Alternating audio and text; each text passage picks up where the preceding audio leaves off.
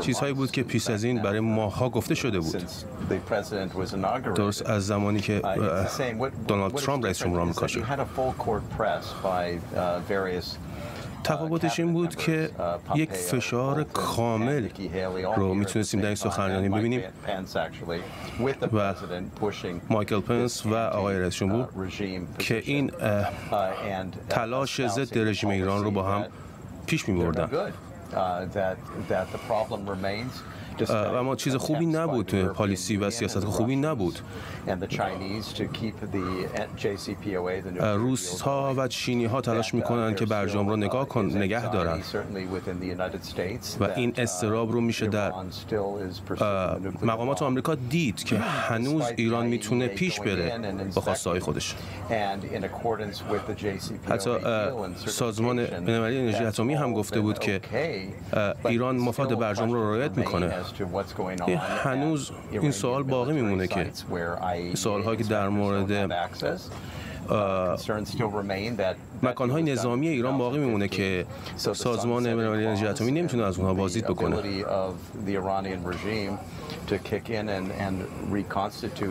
و البته توانایی ایران که میتونه به سرعت به برنامه هسته‌ای خودش برگرده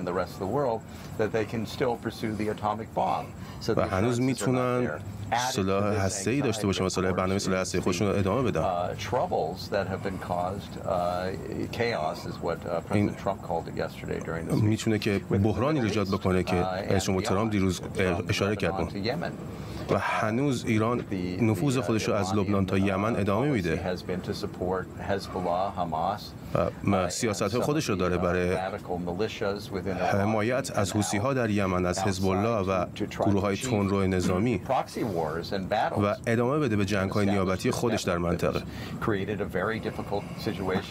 وضعیت بسیار سختی برای بسیاری از کشورها در منطقه خاورمیانه ایجاد کرده و یک تهدید اساسی هست برای بسیاری از این کشورها و نگران این هستند که ممکن است که دچار حمله مستقیم ایران بشن، مشخصاً عربستان سعودی که نگران این وضعیت است.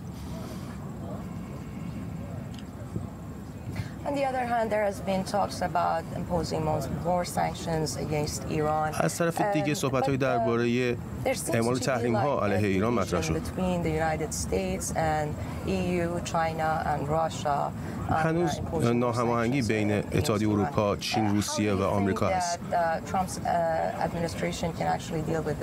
شما فکر می‌کنید که دولت ترامپ چجوری با این مسئله میتونه کنار بیاد و اون رو حل بکنه؟ من فکر می‌کنم که همچنان میخوان برنامه خودشون ادامه بدن و در ماه نوامبر، در آبان ماه، تمام تحریم‌هایی که میخوان اعمال کنن رو اعمال کنن.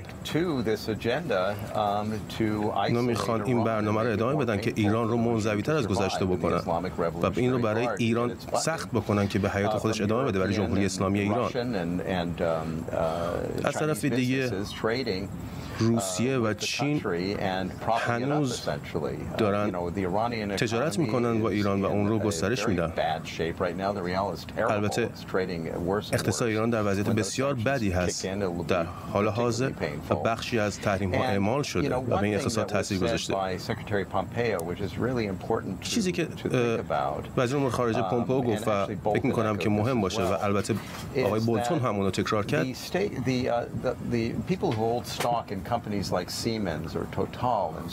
اینکه بسیاری از کمپانی‌ها مثل سیمنز یا توتال فعالیت تجاریشون رو در ایران متوقف کردن.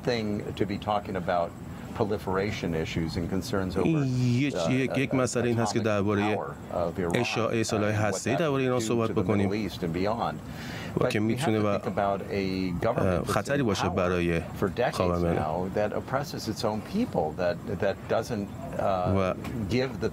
و مسئله دیگه این که حتی این حکومت داره مردمش رو تحت فشار قرار میده و سرکوب میکنه.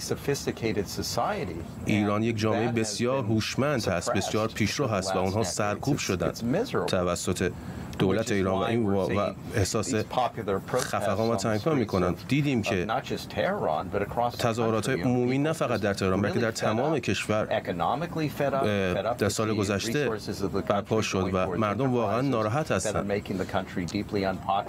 و کشور دارن میبینن که کشورشون به شدت محبوبیتش در جهان از دست داده و سیاست‌هایی که بر زندگی روزمرهشون اعمال میشه توسط حکومتشون که نمیتونن خواسته هاشون رو، آرزوهاشون رو ادامه بدن.